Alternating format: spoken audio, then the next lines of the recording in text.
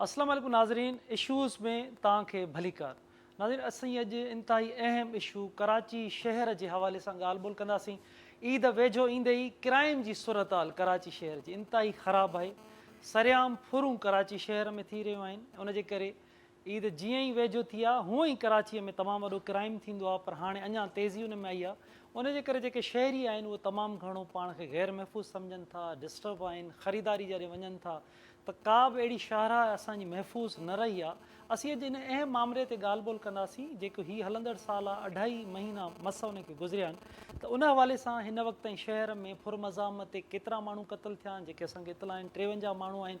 उन हवाले सां असां पंहिंजे रिपोर्टर्स सां, पुलिस ऑफिसर सां, सभिनी सां ॻाल्हि ॿोल कंदासीं त केतिरा जेके माण्हू आहिनि फुरमज़ाम ते क़तलु थी चुका आहिनि। 14 माण्हुनि जे लाइ इतला जेके मिलनि था त रमज़ान शरीफ़ में क़तलु थिया आहिनि, कहिड़नि कहिड़नि इलाइक़नि में क़तलु थिया आहिनि। फुरमज़ाम ते ज़ख़्मियुनि जो जेको अंगु आहे उहो बि इंतिहाई वॾो आहे। उन में गाॾियुनि जी जेकी फुरूं थियनि थियूं उहे सभु तमामु वॾो तेज़ी सां क्राइम वधे थो। इन समूरी सूरत हाल में जेके मुख्य रोड शाहराए फैसल आई, चंद्रीगढ़ में जिना रोड वग़ैरह हुजनि, उन्हनि ते बि फुरूं जूं वारदातूं थियनि थियूं। स्ट्रीट क्राइम तेज़ी सां वधे थो। पुलिस तमामु वॾी तादाद में शहर में मौजूदु आहे, पर उन बावजूद बि फौरू सरियाम फुर करे थो। कैमरा लॻल आहिनि, कैमरा जो बि CCTV जो उनखे ख़ौफ़ कोन्हे। तमामु वॾा सवाल कराची शहर में माज़ी में बि उथंदा रहिया त सेफ सिटी प्रोजेक्ट उन जे सॼे खे सेव कयो वेंदो, पर उनजो अञा ताईं कुझु न थी सघियो। ॻढ़ बणिजी वियो आहे। जॾहिं एॾो वॾो राजधानी कराची शहर मर्कज़ हुजे, कैपिटल, ऐं उन में इहा सूरत हाल हुजे त उते तमामु वॾा सवाल पैदा थियनि था त आख़िर ईअं छो थी रहियो आहे। इन अहम मामले ते असां ॻाल्हि ॿोल कंदासीं। असांखे कराची स्टूडियो में जॉइन कयो आहे अब्दुल्ला सोलंकी, क्राइम रिपोर्टर आहिनि KTN न्यूज़ जा। अब्दुल्ला, तव्हांखे वेलकम था कयूं। वहीद मुराद सियाल KTN न्यूज़ मलीर जा रिपोर्टर आहिनि। वहीद, तव्हांखे बि वेलकम था कयूं। जॾहिं त DIG police east zone Azfar मैसर बि असांखे जॉइन कयो आहे, ऐं तारिक इलाही मस्तोई SSP मलीर आहिनि, उन्हनि बि जॉइन कयो आहे। Doctor Hafeez Bugti SSP west आहिनि, उन्हनि बि असांखे जॉइन कयो आहे। तव्हां सभिनी खे वेलकम था कयूं। ॻाल्हि ॿोल जी शुरूआति अब्दुल्ला तव्हां खां था कयूं त कराची शहर में जेके हीउ हलंदड़ साल आहे 2024, इन जी शुरूआति खां वठी अॼु ॾींहं ताईं केतिरा फुरमज़ाम ते शहरी क़तलु थिया आहिनि, किथे किथे क़तलु कया विया आहिनि, फुरमज़ाम ते केतिरा माण्हू ज़ख़्मी आहिनि, उन हवाले सां असांखे ॿुधाइजो। बिल्कुलु असलम भाउ, हिन वक़्तु ताईं कराची शहर में तक़रीबन जीअं तव्हां ॿुधायो नाज़रीन खे त 53 माण्हू क़तलु थी विया आहिनि, 53 शहरी क़तलु थिया आहिनि। गुज़िरियल साल खां वधीक जेको आहे 2 महीननि में, गुज़िरियल साल जेको आहे 3 महीननि दौरान जेको आहे एतिरा क़तल न थिया हुआ जेके हिन वक़्तु थिया आहिनि। वॾी प्लानिंग कई थी वञे, उन सां गॾु वॾी सिक्योरिटी प्लान तयारु करे खां पोइ सख़्ती सिक्योर कई थी वञे, पर उन बावजूदि इहे क़तल थियनि था पिया। हाणे कराची में ख़ासि तौर ते हीउ रमज़ान वारो महीनो ॼण माना फ़ौरन लाइ जेकी ईद अचे थी वेझो, त फ़ौरन लाइ माना उन्हनि खे सिस्टम करिणो आहे। ईद उन्हनि शहरनि खां निकिरणी आहे, तंहिं करे जेको आहे सो हर ॿिए ॾींहं ते माण्हू क़तलु थिए थो। तव्हां अंदाज़ो कयो त कराची जे हिन रमज़ान जे महीने में 30 ॾींहंनि जे अंदरि अॼु 2 क़तल थिया आहिनि, यानी कि 16 क़तल थी विया आहिनि हिकिड़े महीने जे अंदरि। हर ॿिए ॾींहं ते जेकॾहिं 15 ॾींहंनि में चऊं त 15 ॾींहं में हर ॿिए ॾींहं ते माण्हू मारिजी वियो आहे शहरी, त ईअं उन में का वधा न हूंदो। उनखां अलावा मां इहो बि वाज़िह कंदो आहियां त हिन वक़्तु ताईं जेको आहे सो 300 खां वधीक शहरी ज़ख़्मी थिया आहिनि। हर रोज़ु 5 खां 7 शहरी ज़ख़्मी थियनि था पिया फुरमज़ामत ते। शहरी मज़ामत नथा कनि त फुरिजी था वञनि, फुरिजण खां पोइ पुलिस वरी उन्हनि खां पुछाई नथी करे तव्हांजो सामान केतिरो फुर थी वियो ऐं त रिकवर थींदो या न थींदो। उन ते जेको आहे पुलिस का जांच नथी करे पई। हाणे जेको आहे सो वरी होम मिनिस्टर ज़ियाउल हसन लंजार जेको हिकिड़ो नओं पॉलिसी तहत पॉलिसी आंदी आहे त जेकॾहिं कंहिं बि SHO जे थाणे जी हद मां फुरमज़ामत ते को शहरी क़तल थी वञे त उनजे हद जो जेको SHO अब्दुल्ला, पाण ॻाल्हि ॿोल जो सिलसिलो जारी रखूं था। डॉक्टर हफ़ीज़ बुगटी SSP बि असांखे जॉइन कयो। अस्सलाम वालेकुम डॉक्टर साहब। अच्छा डॉक्टर साहब, हम प्रोग्राम आज कर रहे हैं। कराची शहर में ईद आते ही क्राइम की जो रेशो है वो तेज़ी से बढ़ रहा है। आप अपने ज़िले के हवाले से हमें बताएं, डिस्ट्रिक्ट के हवाले से, कि कैसे आपने रोकथाम क्राइम के लिए आपने कोशिशें की। अच्छा sir, thank U very much for inviting me in this show. Ji, basically अगर 15 कॉल्स और CPLC के फिगर्स उठाएंगे, ओवरऑल क्राइम की ट्रेंड में कमी है, लेकिन अनफॉर्चुनेटली जो वाइल्ड लाइन क्राइम है, dacoity with murder and injury, इसमें राइज है। और ये हमारे लिए एक चैलेंज है और इसको हम चैलेंज के तौर पर ले रहे हैं, जिसके हवाले से हमने अपनी पेट्रोलिंग प्लान मुतारिफ कराई है और बीट वाइज हम पेट्रोलिंग करवा रहे हैं। शाहीन फोर्स है, साथ हमने प्राइवेट बाइक्स निकाले हुए हैं, पेट्रोलिंग ग्रुप बनाई हुई है जिसमें हम चेक कर रहे हैं। साहब जो न्यू जेल रिलीज जो रिपीट ऑफेंडर्स हैं, जेलों से रहा हुए हैं, उन पे हम काम कर रहे हैं। गैंग्स हमने 7 बस्ट आउट किए हैं। एक गैंग जो आज 8 रुकनी गैंग हमने बस्ट आउट किया जिसने 15 वारदातें की हैं। आज DIG west sir Irfan Baloch ने प्रेस कॉन्फ्रेंस भी की है इस पे। तो बेसिकली हमारा काम अब बढ़ इसलिए गया है कि ये जो वायलेंट क्राइम है इसको हमने कंट्रोल करना है। इसके लिए हमने तमाम एक्टिव क्रिमिनल्स को आइडेंटिफाई किया है। आने वाले दिनों में हम सख्त क्रैकडाउन करने जा रहे हैं इनके खिलाफ। तो इंशाल्लाह जैसे ही हम एक्टिव क्रिमिनल्स को बस्ट आउट करेंगे तो क्राइम नीचे डिप डाउन करेगा। अच्छा हाफिज साहब बिल्कुल ये क्राइम के हवाले से आप बिल्कुल जो आपने चीज़ें बताई, लेकिन हमारे पास CCTV कैमरा लगे हुए हैं, उनकी क्या पोजीशन है?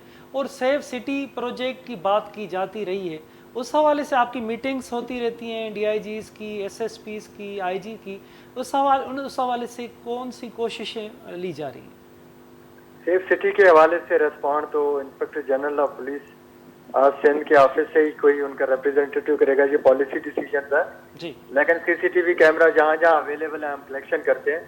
लेकिन चूँकि जो डिस्ट्रिक्ट वेस्ट है इनके 3 थाने हैं, सरजानी है, मंगोपीर है और गुलशन मेमार है, बड़े फार फ्लंग एरियाज हैं, देहाती आबादी है और इस्टेब्लिश्ड और सेटल्ड एरियाज नहीं है। तो वहाँ पे बिल्कुल CCTV ना होने के बराबर है।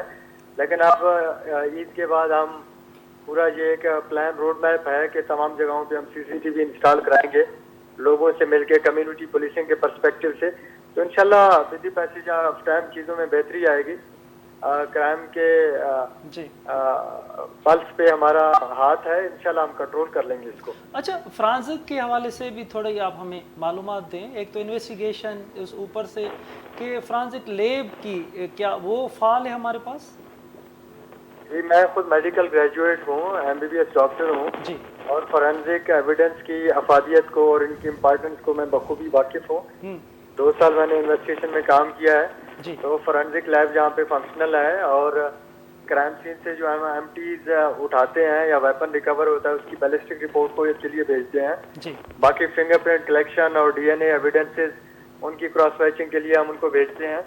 CCTV जितने फुटेजेस हैं उनकी जो डिजिटल रिकग्निशन है, फेस रिकग्निशन है, उसके लिए हम भेजते हैं।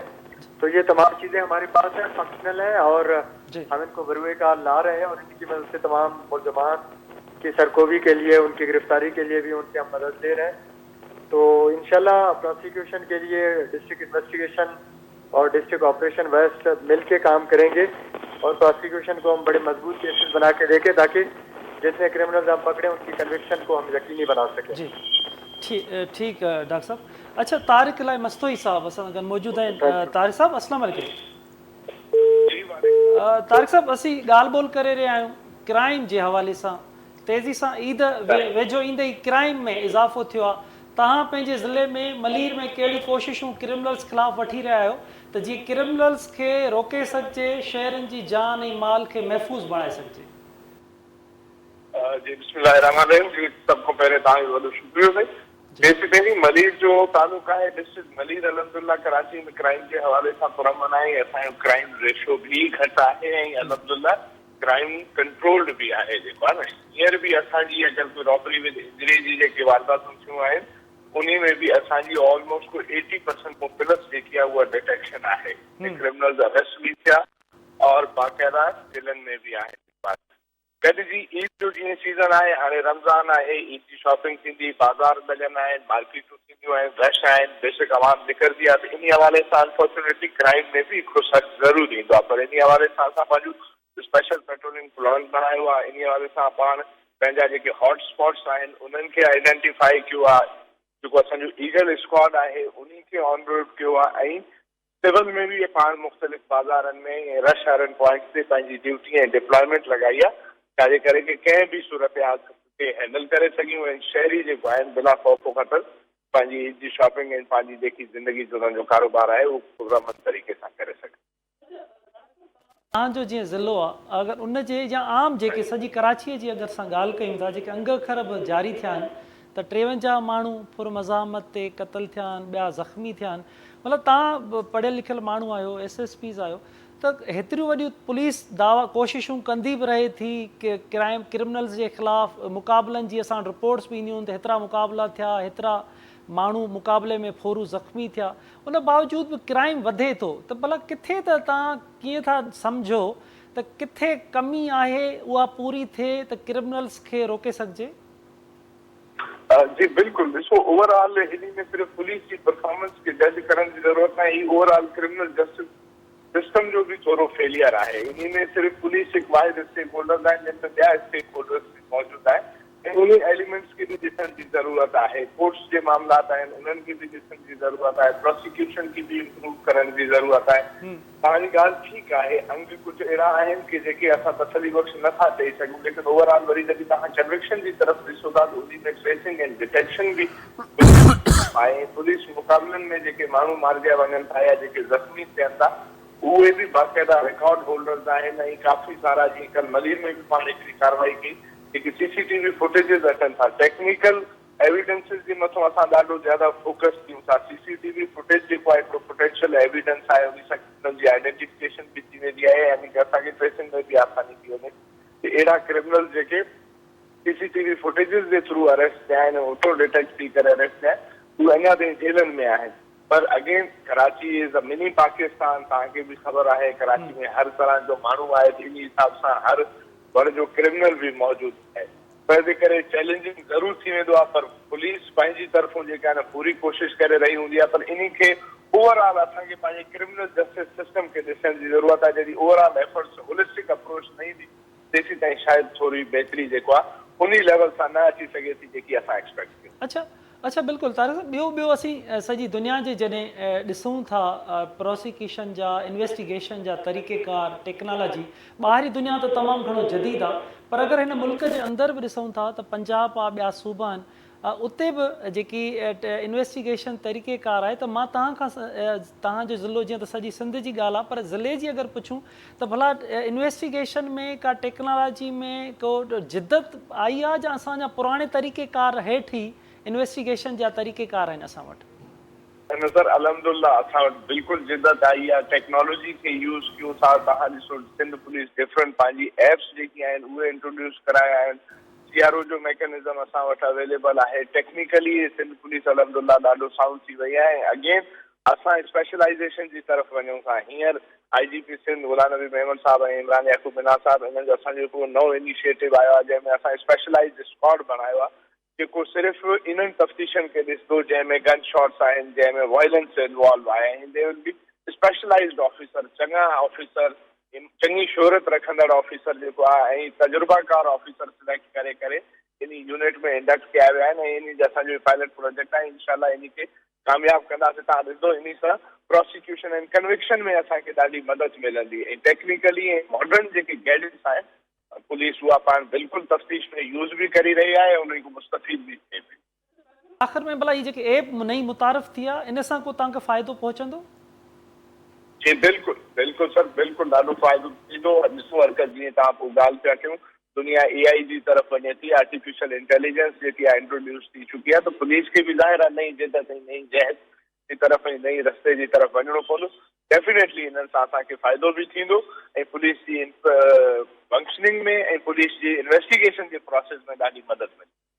ठीकु आहे, महिरबानी तारिक साहब।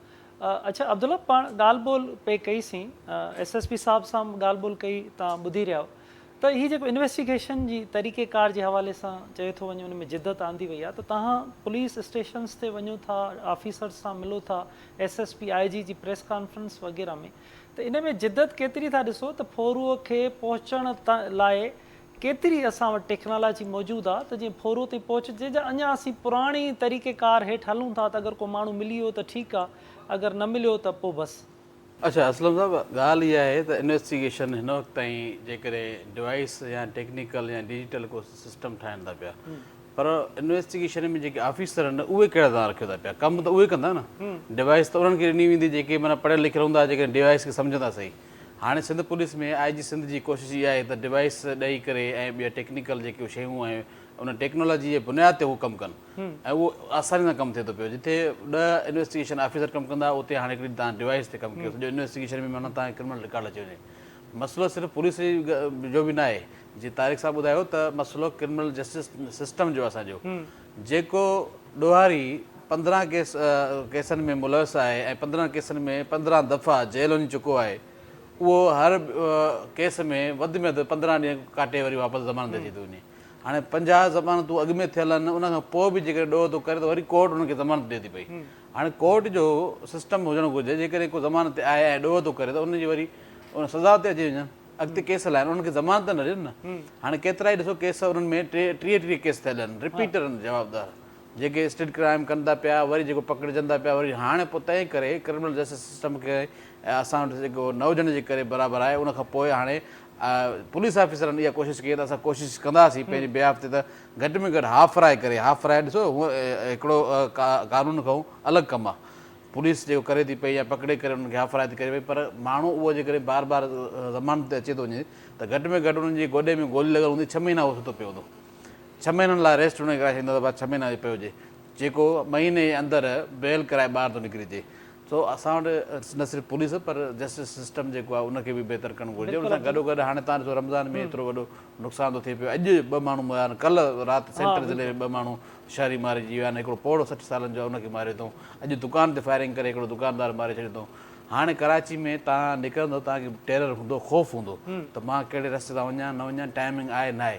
हीउ उहो शहर आहे जिते जेको आहे माण्हू आम तौर ते राति जो निकिरंदा आहिनि, पर उन बावजूदि हाणे रमज़ान में जेके रांदि खेॾंदा आहिनि छोकिरा नौजवान वेठा आहिनि रोडनि ते खेॾंदा आहिनि, क्रिकेट खेॾंदा आहिनि, उहे पाण परेशान त यार असांखे किथे न किथे बिल्कुलु अब्दुल्ला सही था चओ तव्हां।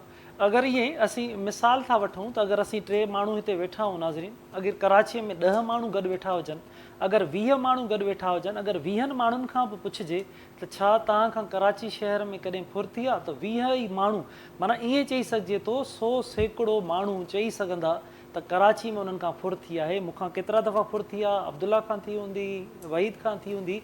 वही तेज़ी सां क्राइम वधे थो कराचीअ में, ईद वेझो ईंदे ई ते। हाणे त तव्हांजे ज़िले जे अंदरि मलीर में केतिरियूं वारदातूं थियूं आहिनि, उन लाइ पुलिस जी जीअं तव्हां ॾिसो था रोडनि रस्तनि ते पुलिस केतिरो न हवाले सां तहरीक वरितो आहे।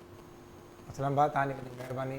क्राइम त तमामु वॾो क्राइम आहे, ख़ासि तौर ते जेका डिस्ट्रिक्ट मलीर जी ॻाल्हि कंदासीं, ताज़ो असां वटि हिकिड़ो गुलशन नदी जो इलाइक़ो आहे, स्टील टाउन थाणे जी हद आहे, उते पोर्ट कासिम जो रिटायर मुलाज़िम पीर बख़्श सोलंगी उहो वॾी बेदर्दी सां हथियारबंद आया, उनखे कुही क़तल करे उनजी कार काए हलिया विया। हिते इन्वेस्टिगेशन जी ॻाल्हि बि थिए थी, एॾी बदकिस्मती आहे त उहो जेको मुख्य जवाबदार आहे उहो मुख्य जवाबदार गिरफ़्तार नथो थिए, सहूलियतकार जेके आहिनि उहे गिरफ़्तार करे पुलिस शो कया आहिनि ऐं पंहिंजी जान छॾाए उहा पुलिस हथ ते हथ रखी वेठल आहे। ईअं ताज़ो पोर्ट कासिम जे भरिसां 1 करोड़ 82 लख रुपए जो हाणो धाड़ो लॻो, पोर्ट कासिम जे भरिसां 50 लख जो ॿियो धाड़ो लॻो, गुलशन हदीब, इब्राहिम हैदरी, कायदाबाद, मलीर सिटी, शाह लतीफ़ टाउन समेत जेको ख़ासि तौर जेको सुपर हाईवे आहे उहो तमामु वॾो गैर महफ़ूज़ आहे। हींअर तव्हांखे ॿुधाईंदा हलूं त जेकॾहिं असां वटि क़तल नथा थियनि त फुरूं वॾियूं आहिनि, माण्हू बे यकीनी वारी सूरत हाल आहिनि। तव्हांखे ॿुधाईंदा न जेको सुपर हाईवे आहे उहो सॼे जो सॼो गैर यकीनी वारी सूरत हाल में आहे। पुलिस जी किथे बि मलीर डिस्ट्रिक्ट ऐं त शुरू खां चवंदा तमामु अहम आहे। सुपर हाईवे ते घटि फुरूं, हाणे सुपर हाईवे ते बि माण्हू गैर महफ़ूज़ आहे। बिल्कुलु मलीर डिस्ट्रिक्ट इन करे अहम आहे त मलीर जेको आहे उहो कराची जो हिकिड़ो दरवाज़ो आहे, ठटे पासे नेशनल हाईवे अचे थो, हैदराबाद खां तव्हांजो मोटर वे जेको सुपर हाईवे अचे थो, हिते का बि पुलिस जी पिकट न आहे, सिर्फ़ु AVLC वारा पुलिस वारा बीठा हूंदा आहिनि, ट्रैफिक वारा बीठा हूंदा आहिनि, उहे बि शहरनि खे फुर करण जे लाइ बीठा हूंदा आहिनि। उनजो निज़ाम अहिड़ो आहे AVLC वारा सॼो ॾींहुं 24 कलाक बीठा आहिनि, पर ऑपरेशन जेका पुलिस आहे उन ते तमामु वॾी ज़िमेदारी थिए थी। हीअ जेके लंघ आहिनि उते का हिकिड़ो सिस्टम हुजे, उते डिवाइस मौजूदु हुजनि, ॿिया इदारा उते कमु कनि था, उते रिकवरी बि उन्हनि जूं थियनि थियूं। त हीअ जेको पुलिस आहे ऑपरेशन पुलिस जंहिं थी वॾी ज़िमेदारी थिए थी, मिसाल हिकिड़ो गडाफ सिटी थाणो आहे, उनजी हद नूरियाबाद खां लकी सीमेंट फैक्ट्री खां थिए थी, वेंदे सोराब रोड सां साइड सुपर हाईवे सां उनजी हद लॻे थी, किथे बि तव्हांखे पुलिस जी मोबाइल नज़र न ईंदी। ठटे खां तव्हां ईंदा नेशनल तव्हां लिंक रोड खां ईंदा 15 जूं गाॾियूं बीठियूं हूंदियूं, उहे बि बसि साइड सां चुप कयूं बीठियूं हूंदियूं। तमामु वॾी सूरत हाल इंतिहाई यकीन कयो गंभीर आहे, माण्हू क़तल थियनि था, माण्हू मरिजनि था, फुरूं थियनि थियूं, माण्हू एॾो ऐं इन क्राइम जो मां त मुंहिंजी ज़ाती राय आहे जेका जड़ आहे। हाणे ॾिसो K4 मनसूबो तमामु वॾो मनसूबो आहे, अरबनि रुपयनि जो हितां लोह चोरी थिए थो। पार्को पाइप लाइन आहे सॼे पाकिस्तान खे हितां मलीर मां हितो ही कोरंगी खां ई वञे थी। पार्को पाइप लाइन आहे, उते क्लिप्स लॻनि था, किरोड़े अरबनि रुपयनि जो सरकारी तेल चोरी थिए थो। तव्हां ॾिसंदा त जेकर जो पाकिस्तान स्टील मिल जहिड़ो वॾो इदारो आहे उतां लोह चोरी थिए थो।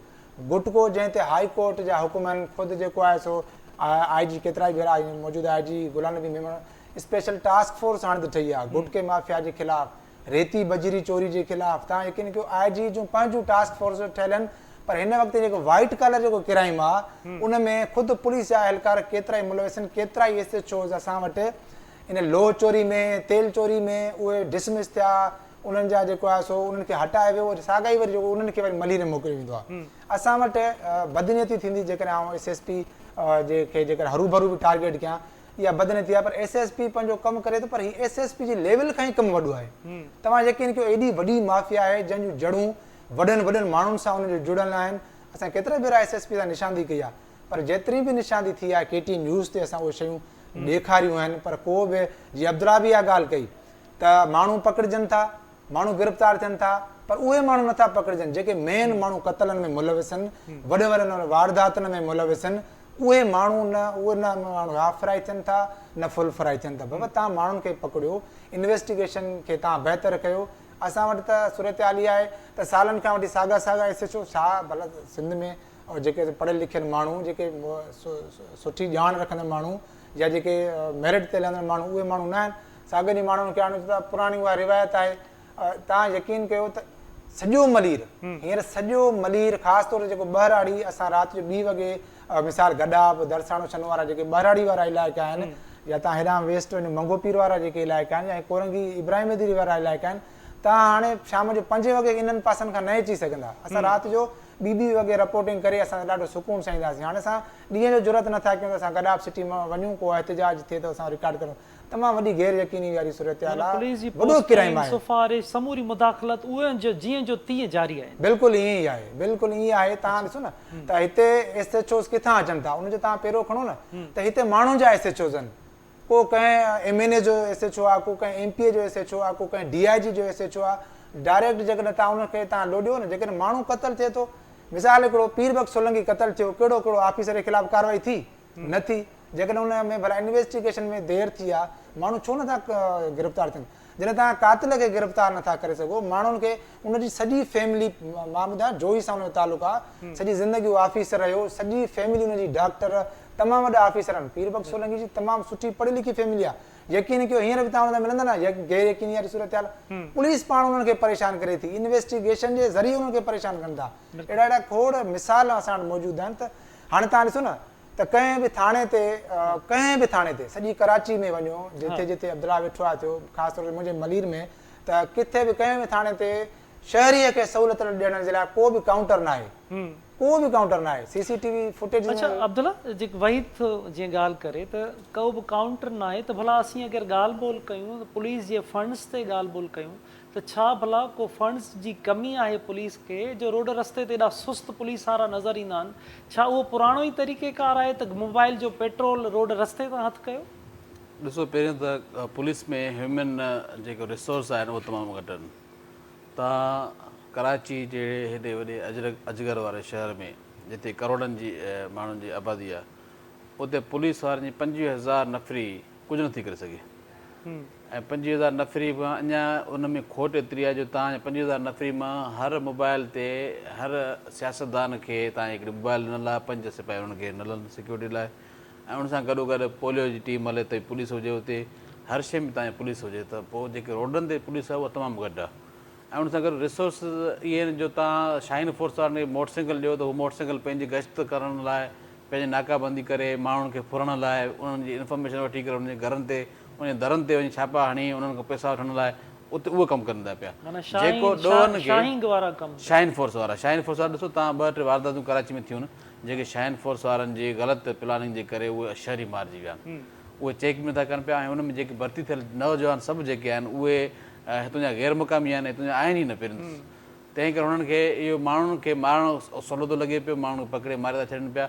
ऐं उन सां गॾु रिसोर्स जी ॿी ॻाल्हि कजे त हाणे जेके ठीकु आहे, गुलाम नबी मेमन साहब वॾी कोशिशि कई आहे IG सिंध जेको नओं, उन कोशिशि कई त असां सिंध गवर्नमेंट खां पैसा वठी करे सिस्टम बहाल करायूं, पर असांजो सिस्टम उहो उन्हनि माण्हुनि खे ई मिले थो जेके माण्हू कमु करण लाइ तयारु न आहिनि। जेके माण्हू पंहिंजो भत्तो त वसूल कनि था पिया, पंहिंजी मंथलियूं हफ़्ता वसूल कनि था पिया, पर उहे क्राइम खे कंट्रोल करण लाइ का प्लान नथा ॾेई सघनि। हाणे जेकॾहिं SHO खे हटाए थो पियो होम मिनिस्टर, जेकॾहिं फुरम अज़ामत ते को माण्हू मारिजी थो वञे, उनजे हद जो SHO हटिजी थो वञे, वरी उहो पैसा ॾेई करे वरी ॿिए हंधि लॻी थो वञे। हाणे जेको पैसा ॾेई करे जेको ईंदो उहो पैसा ई कमाईंदो, उनजी कोशिशि हूंदी त पैसा ई कमायूं। तंहिं करे जेको आहे हिन वक़्तु ताईं कराची अंदरि हिकु अहिड़ी वॾी प्लानिंग न थी सघी आहे। कोशिशूं वॾियूं मथी लेवल ते, पर जेसि ताईं हेठियों सिस्टम चेंज न थींदो, ऐं जीअं वही साहिब ॻाल्हि कई, जेके हेठियां माण्हू खे हलाइण वारा, भत्ते ॾियण वारा या पैसा ॾियण वारा, उहे असुलु वॾो क्रिमिनल त उहे आहिनि, उहे गिरफ़्तार थियनि न जेके सिस्टम हलाइनि था पिया। ऐं उन्हनि जी गैंग आहिनि, टोलो आहे, 10 स्ट्रीट क्रिमिनल्स जो टोलो आहे, त उन्हनि जो सरगनो हिकिड़ो आहे जेको उनखे अॻुवाण आहे, उहो अॻुवाण पाथारी हलाए थो पियो। उन पाथारी मां उन्हनि खे पैसा मिलनि था पिया, हू पुलिस प्रोटेक्शन थो ॾिए पियो उन्हनि पंहिंजनि 8-10 खां जेके क्रिमिनल स्ट्रीट क्रिमिनल आहिनि उन्हनि खे प्रोटेक्शन थो ॾिए पियो, ऐं पुलिस खे भत्तो थो ॾिए पियो, उहो पाथारी हलाए थो पियो। पहिरियों गिरफ़्तार उनखे थियणो घुरिजे जेको उन जी सहूलियत करे थो, पुलिस उनखे प्रोटेक्शन ॾिए थो पियो, पाथारी हलाए थो पियो। उहे गिरफ़्तार थींदा त पोइ पुलिस खां टेरर ऐं डिॼंदा उहे स्ट्रीट क्रिमिनल्स। हाणे एतिरा स्ट्रीट क्रिमिनल्स बहादुर थी विया आहिनि जो हू क्राइम कनि बि था, ऐं उनखे परवाह न आहे त असां क्राइम पकड़ींदासीं। कनि था, सरियाम निकिरी था वञनि, CCTV जी हुननि खे परवाह न आहे, पुलिस जी परवाह न सचल, आहे, बिल्कुलु ईअं ख़बर अथनि उहे गिरफ़्तार न थींदा। सोहराब ॻोठ में सचल में हिकिड़ी गैंग ठहियल आहे, चोर ऐं बिशनी गैंग, जेके रिक्शा में वेठल हूंदी आहे, ऐं उहे जेके ॿाहिरि माण्हू अचनि था, जीअं के असांजे ॿियनि ज़िलनि मां, लाड़काने मां, कंबर मां, खैरपुर मां, जेके अचनि था जीअं लहनि था पिया वीचारा, उन्हनि खे इन तरीक़े सां उन्हनि खे चोरी की ऐं बिशनीगिरी कई था वञनि जो हू परेशान था थी वञनि। अच्छा, उन्हनि जी सरपरस्ती केरु थो करे? थाणे जो SHO सचल ऐं उन सां गॾु सोहराब ॻोठ, साइड सुपरवाइज़र, इन थाणे जा SHO उन्हनि जी सरपरस्ती बिशनी कंदा ऐं SHO जो गॾिजी वञनि त बिल्कुलु पोइ उन्हनि जो आवाम नेक्सस कहिड़े आहे। पासे वञे। हा, बिल्कुलु उन्हनि जो नेक्सस आहे। अच्छा, ही हिकिड़ो क्राइम वारो पासो वहीद, ही कराची शहर जे अंदरि क्राइम हेॾा वॾा अंग अखर।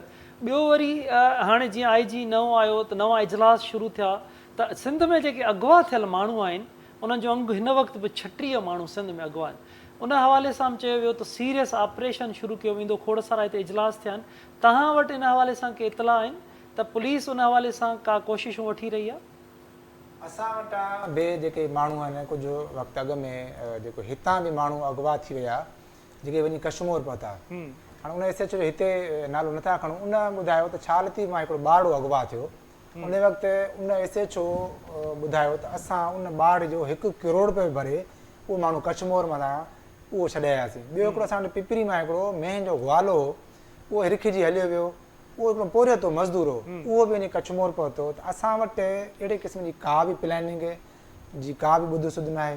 असां तव्हांखे ॿुधाईंदो त गुज़िरियल जॾहिं IG साहिबु गुलाम नबी साहिबु, त उन असां वटि हिकिड़ी मली डेवलपमेंट अथॉरिटी में हिकिड़ी तमामु वॾी हिकिड़ी तकरीब थी, उते IG साहिबु पाण आया हुआ। त असांजे ससू टूल प्लाज़ा आहे, उते CCTV कैमरानि जो हिकिड़ो जदीद उन्हनि निज़ाम लॻायो आहे। हीअ तमामु अहम ॻाल्हि आहे, तव्हांखे असल में दरबार में ॿुधायां त इहा सभिनी खे ख़बर बि हुजणु घुरिजे। त हिननि अची इहो चयो त बाबा हितां हीअ जेका CCTV हींअर बि उते लॻल, हीअ जेका लॻल आहे त जेको बि माण्हू घुरबल हूंदो, मोबाइल चोरी थियल हूंदी, जेकॾहिं को माण्हू अगवा थियल हूंदो, गाॾी चोरी थियल हूंदी, मोटर साइकिल चोरी ताईं, हिन में अहिड़ी डिवाइस लॻल आहे जेकॾहिं तव्हां CCTV टूल क्रॉस कंदो त हीअ बाक़ाइदा असांजे कंट्रोल रूम में ॿुधाईंदो त हीअ माण्हू क्रिमिनल आहे, असां हुनखे हिते मलीर में, कराची जे हदनि में, या असां ठटे जे हदनि में, या हैदराबाद जे हदनि में। अच्छा वहीद, ॻाल्हि ॿोल पाण जारी रखूं था। गुलाम असफर मैसर साहब असां सां गॾु मौजूदु आहिनि। अस्सलाम वालेकुम असफर साहब। अस्सलाम वालेकुम गुलाम असफर साहब। असफर साहब, तव्हां मूंखे ॿुधी सघो पिया? गुलाम असफर साहब, तव्हां मूंखे ॿुधी सघो था? गुलाम असफर साहब मैसर साहब सां असां राब्ते जी कोशिशि करे रहिया आहियूं। जीअं ई राब्तो बहाल थिए त असां उन्हनि सां इन अहम मामले ते ॻाल्हि ॿोल कंदासीं। अस्सलाम वालेकुम गुलाम असफर मैसर साहब। असफर साहब, तव्हांखे आवाज़ु अचे थो मुंहिंजो? जी जी अदा। अच्छा असफर साहब, असीं ॻाल्हि ॿोल करे रहिया आहियूं कराची शहर जे हवाले सां। क्राइम रिपोर्टर अब्दुल्ला बि असां सां गॾु मौजूदु आहे, वहीद मुराद सियाल बि मौजूदु आहे, तव्हांजा 2 SSPs बि असां सां, मस्तोई साहब ऐं बुक्टी साहब, उहे बि असां सां गॾु इन प्रोग्राम में मौजूदु आहिनि। ईद ईंदे ई तेज़ी सां क्राइम वधियो आहे, तव्हां उन हवाले सां कहिड़ी प्लानिंग जोड़े सघिया आहियो त जीअं क्रिमिनल्स खे सोघो कजे, शहरनि जी जान ऐं माल खे महफ़ूज़ बणाए सघिजे? जी बिल्कुलु, तव्हां सही चयो। ईद जे क़रीब थींदे ई हिन वक़्तु क्राइम में जेको आहे उहो थोरो सर्ज आहे। ऐं उन जे लाइ हाई लेवल ते मीटिंग्स IG साहब जन बि कयूं आहिनि ऐं असांजे लेवल ते मीटिंग्स थियूं आहिनि। कल्ह बि असां हिन में मीटिंग कई आहे। अवां ॾिसो त इन में डेली बेसिस ते ईस्ट ज़ोन में, मलीर में, कोरंगी में, ईस्ट में पुलिस इनकाउंटर्स थियनि पिया ऐं जेके ॾोहारी आहिनि उहे मारजन बि पिया ऐं उहे ज़ख़्मी बि थियनि पिया। हाणे इन में असांजी जेका हिन वक़्त ताईं जी रिसर्च आहे, फीडबैक आहे, उन में कुझु ड्रग एडिक्ट्स आहिनि जेके इन हीनियस क्राइम में मुलविस आहिनि ऐं उहे रॉबरी करण वक़्तु जेका उहे फायर कनि पिया। उन्हनि जे नेटवर्क्स खे बि असां आइडेंटिफाई कयूं पिया त इन्हनि खे पोयां केरु इन्हनि खे सपोर्ट करे पियो, किथां इहे उथनि था, किथे इहे डिस्पोज ऑफ थियनि था, वेपन इन्हनि खे केरु पियो ॾे ऐं इन्हनि गैंग्स खे फैसिलिटेट केरु पियो करे। इन ते असांजी हींअर मुकमल तौर ते डेटा जेको असां उहो ठाहियो आहे, असां इन जे ख़िलाफ़ क्रैक डाउन कंदासीं। असां प्लेन क्लॉथ में बि जेका सो डेक्वाइज़ लॻाया आहिनि जेके मुख़्तलिफ़ पॉइंट्स ते असांजे पुलिस जेका उहा सर्विलेंस करे पई। CCTV कैमरा जे नेटवर्क खे असां फैलायूं पिया, वधायूं पिया, उन्हनि मां असांखे फुटेजिस मिलनि थियूं, उन खां पोइ आइडेंटिफाई थियनि पिया, असां इन ते रेड्स बि कयूं पिया। कुझु इन में इशू इहो आहे त तक़रीबन तव्हां ॾिसो त 3 महीननि जे अंदरि सिर्फ़ु ईस्ट ज़ोन में 5000 क्रिमिनल जेके आहिनि उहे पकिड़े करे ऐं उन्हनि खे असां जेल मोकिलियो आहे। 25 जेके ॾोहारी आहिनि उहे मारिजी विया आहिनि इनकाउंटर्स में। 160 जेके आहिनि उहे ज़ख़्मी थिया आहिनि इनकाउंटर जे दौरान। इन में असांजा पुलिस जा ऑफिसर्स बि ज़ख़्मी थिया आहिनि जिन खे गोलियूं लॻियूं आहिनि। मसइलो इहो आहे त इहो डे टू डे जो अफेयर आहे ऐं रोज़ाने बेसिस ते असांजो पुलिस जो ऐं हिन जो आमनो सामनो थिए पियो। कुझु अहिड़ी शयूं आहिनि जेके पुलिस जे वस खां ॿाहिरि आहिनि। जीअं हाणे क्रिमिनल जस्टिस सिस्टम आहे, उन जा बाक़ी बि कंपोनेंट्स आहिनि। Police is the one of the component among the 4 components. ही हिकु हथ जी ताड़ी कोन्हे, ही हिकिड़े वॾी लेवल जो मसइलो आहे। इन खे सभई स्टेक होल्डर्स वेही करे हल कंदा। जेतिरो रिस्पॉन्स पुलिस ॾे पई, जेतिरी अकाउंटेबिलिटी पुलिस जी थिए पई, असां अवां जे साम्हूं, पब्लिक जे साम्हूं, कंप्लेनेंट जे साम्हूं, सभिनी जे साम्हूं असां अकाउंटेबल आहियूं न। त बाक़ी स्टेक होल्डर्स खे बि अकाउंटेबल थियणो पवंदो। असां सभिनी खे इन लेवल ते सोचणो पवंदो, तॾहिं इहो जेको आहे जिन जेको आहे इहो काबू थींदो। असां पंहिंजी कोशिशि कयूं पिया। इन में लेजिस्लेशन जी ज़रूरत आहे। इन में क्रिमिनल खे जेको बेनिफिट ऑफ डाउट मिले थो उहो न ॾिनो वञे ऐं हिकु पेज ते अची करे ऐं असांखे जॾहिं डिसीजन थींदा त उनजो इम्पैक्ट ओवरऑल पॉज़िटिव थींदो ऐं उहो पब्लिक जे लाइ जेको आहे उहो कारआमद साबित थींदो।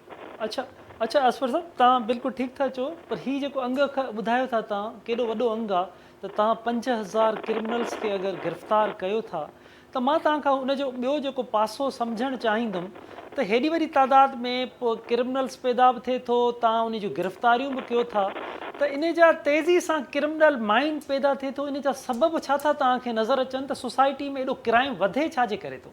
जी, इन जा मल्टीपल सबब आहिनि। तव्हां बि वाक़ुफ़ु हूंदो ईस्ट ज़ोन जी जेका जियोग्राफी आहे उहा आउटर स्कर्ट्स आहिनि कराची जा। हिते पाकिस्तान जे हर कम्यूनिटी जा माण्हू रहनि पिया। हिते तव्हांखे पठान अफ़गानी बि मिलंदा, हिते तव्हांखे साउथ पंजाब जा सराइकी बि मिलंदा, हिते असांजे इंटीरियर सिंध जा बि जेके माण्हू आहिनि उहे तव्हांखे मिलंदा। एतिरे ऐं बलोचिस्तान जा बि काफ़ी मेजॉरिटी जा माण्हू हिते तव्हांखे मिलनि था। इहे माण्हू हिते कम्यूट कनि था, अचनि था, इन जा परमानेंट हिते घर रेजिडेंसिस कोन्हनि। इहे प्रॉपर रेंट ते कोन था रहनि। इहे लिक छुप में चोरी करे किथे कंहिं दुकान में, किथे कंहिं फार्म ते या किथे कंहिं फैक्ट्री में मज़दूरी जो डिस्गाइज़ करे अचनि था ऐं बेसिकली वारदातूं कनि था, निकिरी हलिया था वञनि। इन्हनि खे जेसि ताईं असां रजिस्टर न कंदासीं, असां वटि हिकिड़ो टेनेंसी एक्ट आहे, उन जे मुताबिक़ कोई बि माण्हू जेको आहे जेकॾहिं कंहिं वटि मसवाड़ ते को घर वठे थो या प्रेमिसिस वठे थो त उन मालिक मकान खे फौरी थाणे में उनजी रजिस्ट्रेशन कराइणी आहे। मालिक मकान इन लालच में आहे त भई मूंखे हे 2 रुपया वधीक ॾियनि था, मां इन जी उते जेका सो रजिस्ट्रेशन न करायां। उहो उते जेका 2 रुपयनि जी जेका चीटिंग करे थो, उहा अल्टीमेटली कंहिं न कंहिंखे स्ट्रीट ते सफ़र करणो पवे थो। त कम्यूनिटी खे बि थोरो असांजी सपोर्ट करणी पवंदी त अहिड़नि माण्हुनि खे जिन खे तव्हां सुञाणो नथा, जेकॾहिं 4000 रेंट आहे त उहे हिन खे 10000 रेंट ऑफर कनि। पोइ अवाम इन बहकावे में अची थो वञे ऐं कानून शिकनी करे थो, ग़लति कमु करे थो।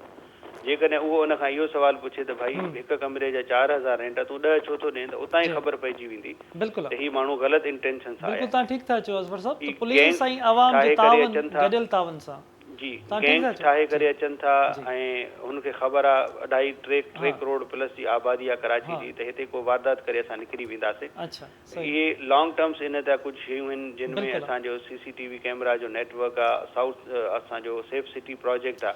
अच्छा इहे असफर शयूं साहब तव्हां अचनि सेफ सिटी प्रोजेक्ट जी ॻाल्हि कई, असां उन ते बि हाणे ॻाल्हि ॿोल करे रहियासीं, उन जे बारे में बि तव्हां खां मालूम कंदासीं त भला उन ते अमल थियण तरफ़ वञे पियो। जी जी बिल्कुलु उन में फॉर द फर्स्ट टाइम हींअर आइस ब्रेक थी आहे ऐं जेको फेज़ 1 आहे असांजे कराची सेफ सिटी प्रोजेक्ट जो उन जी बजटिंग थी वई आहे ऐं अप्रूवल थी वियो आहे। मुंहिंजे ख़्याल में 2-3 ॾींहंनि जे अंदरि उन जी जेका सो फाउंडेशन स्टोन अची वेंदो। कोई 7 बिलियन रुपीज़ जेके आहिनि उहे उन जा रिलीज़ थिया आहिनि। इहो तक़रीबन 20,000 कैमरा जो हिकिड़ो 10,000 कैमरा जो प्रोजेक्ट आहे प्लस 2,000 जेके LED लॻल आहिनि।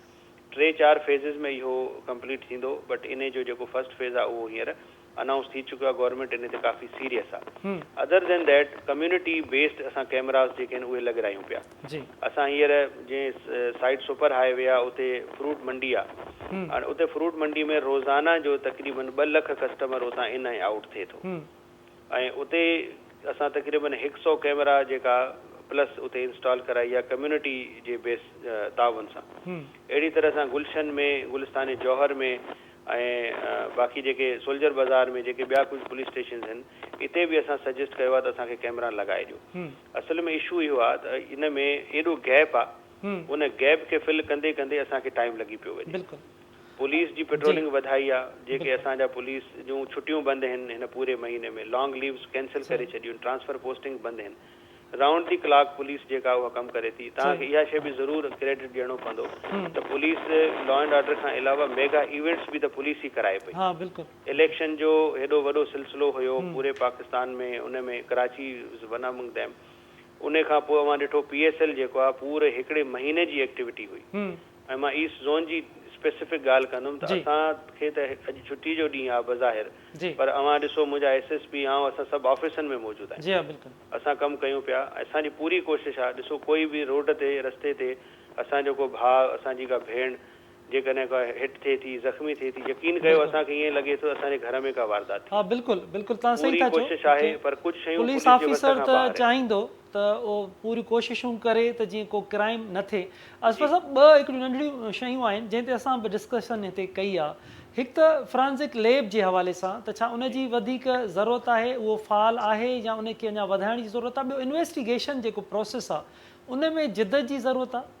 जी बिल्कुलु, ॿई मोस्ट इम्पॉर्टेंट शयूं आहिनि। इहो जेको अवां कंसर्न खयो आहे उन कंसर्न्स जो इन्हनि 2 शयुनि खां सवाइ इहो कंसर्न जेको आहे सो एड्रेस थी कोन सघंदो। फॉरेंसिक लैब जे लाइ जेका सो state of art forensic lab जी बिल्डिंग ऐं जेका सो उहा ऑलमोस्ट कंप्लीशन ते आहे ऐं इहो हिकिड़ो गवर्नमेंट अफसरनि जो वॾो प्रोजेक्ट हुयो जेका पाया तकमील ते हींअर पहुचण वारो आहे। उन सां डेफिनेटली जेके इन्वेस्टिगेशन आहे उहा इम्प्रूव कंदी, न सिर्फ़ु इम्प्रूव कंदी, इहा साइंटिफिक रोल अख्तियार करे वेंदी। हिन वक़्तु असांखे DNA ऐं जेके बाक़ी शयूं आहिनि उहे असांजो MOUs थियल आहे कराची यूनिवर्सिटी सां ऐं मुख़्तलिफ़ इंस्टीट्यूट सां। इहो हैंडीकैप न आहे, पर जंहिं लेवल ते इहे शयूं हुजणु घुरिजनि उन लेवल ते इनशाला शयूं तयारु थी चुकियूं आहिनि ऐं जल्दी उहे इन में अची वेंदियूं।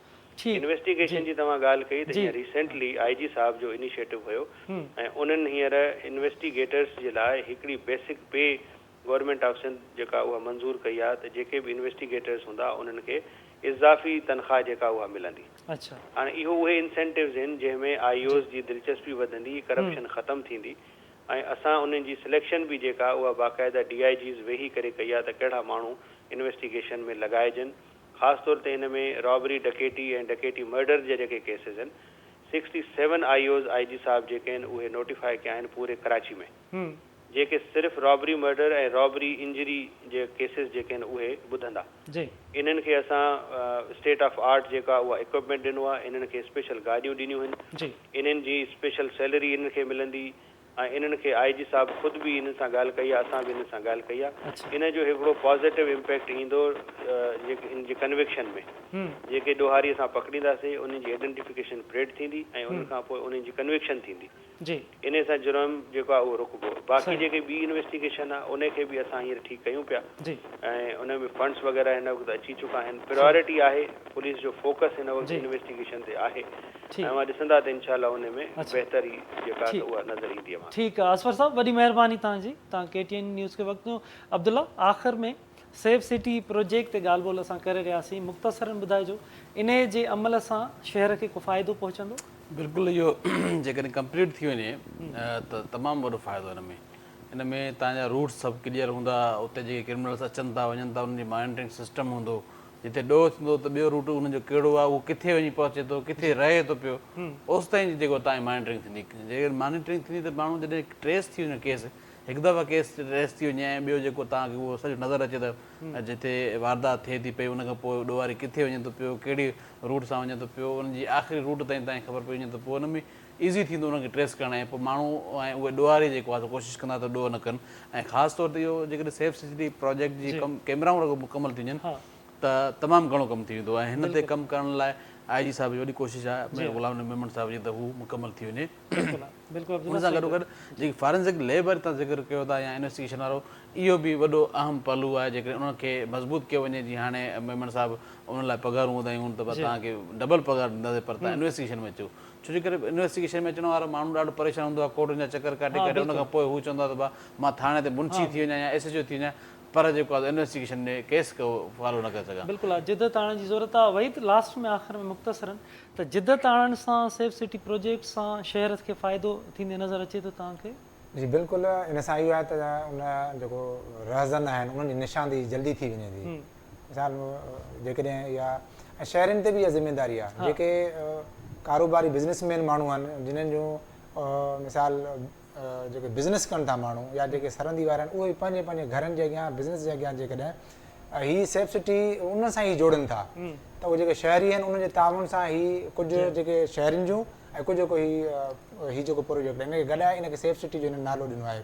जेकॾहिं शहरी बि इन ज़िमेदारी जो मुज़ाहिरो कनि, जेके बि सरहंदी वारा ऐं बिज़नेसमैन आहिनि, जेकॾहिं पंहिंजे पंहिंजे घरनि ते कारोबार ते जेकॾहिं CCTV कैमरा लॻाईंदा त चोर जी जल्दी निशान थींदी, रहज़न जी जल्दी निशान थींदी, त उहो पकड़ में जेको आहे सो ॾाढा जल्दी ईंदा। इन मां तमामु वॾो हिकिड़ो फ़ाइदो थींदो ऐं पुलिस खे इन जे लाइ जॾहिं हू हिते थोरो हुयो त हिते 4 चोर पकड़जनि था, 2 ते FIR थिए थी, 2 जेके आहे उतां ई जेको आहे पुलिस डील करे हुनखे छॾे ॾिए थी। इहे वॾियूं इन जूं वॾियूं जेको आहे तमामु घणो ॻाल्हाइण जी ज़रूरत आहे, पर प्रोग्राम जो वक़्तु मुख़्तसर पुॼाणी ते पहुतो आहे। वॾी महिरबानी वही तव्हांजी, अब्दुल्ला तव्हांजी, असफर मैसर साहब तव्हांजी वॾी महिरबानी, तारिक इलाही मस्तोई साहब, डॉक्टर हफ़ीज़ बुगटी साहब, तव्हां सभिनी जी महिरबानी। नाज़रीन, तव्हां ॻाल्हि ॿोल ॿुधी, कराची शहर में तेज़ी सां क्राइम वधे थो, क्राइम खे कीअं कंट्रोल करे सघिजे थो, पुलिस खे कहिड़ियूं कोशिशूं वठणु घुरिजनि, इन्वेस्टिगेशन जो तरीक़ेकार कहिड़ो हुजणु घुरिजे, forensic lab, safe city project में समूरनि मामलनि ते तव्हां ॻाल्हि ॿोल ॿुधी, इन ते सीरियस अमल करण जी ज़रूरत आहे त जीअं शहरनि जो जान ऐं माल महफ़ूज़ बणिजी सघे। वरी नवनि इशू सां गॾु ॿीहर गॾु हूंदासीं, तेसिताईं पंहिंजे मेज़बान असलम हैदर खे ॾींदा इजाज़त। अल्लाह भले।